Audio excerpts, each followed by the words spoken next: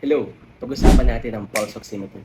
Ito ay isang magandang tool upang ma-check ang oxygenation status at ang bilis ng tibok ng puso ng tao. It's very helpful when it comes to checking kung in distress ba or hirap sa paghinga ang isang bata. Kasi kapag hirap siyang huminga or kung meron siyang sakit or may kondisyon na tulad ng pneumonia or hika, makikita nyo kung bumababa ang oxygen level. Normal oxygen level ay 95% pataas. Pag bumaba yun sa 95, 94, or 93 sa loob ng isang minuto, then that is already a signal for you to go to the nearest hospital. Isa pang magandang check nito ay ang bilis ng tibok ng puso, ang heart rate. And may normal na heart rate sa bata according to age, which you can see in this table.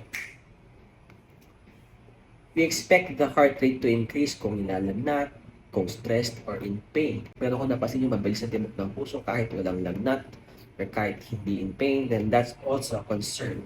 Kaya kailangan yung dalhin sa inyong doktor.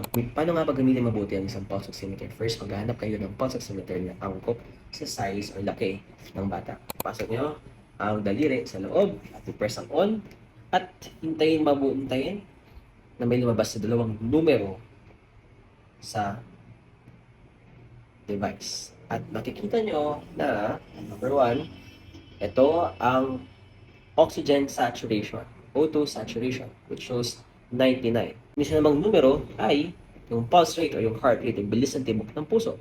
And you can see, it's 82, 81, which is normal para sa mga adults. Ngayon, again, merong specific bilis, or may specific range ng heart rate na normal para sa bata, depende sa kanyang edad. So, yun ang pagbabasihan nyo pagdating sa heart rate.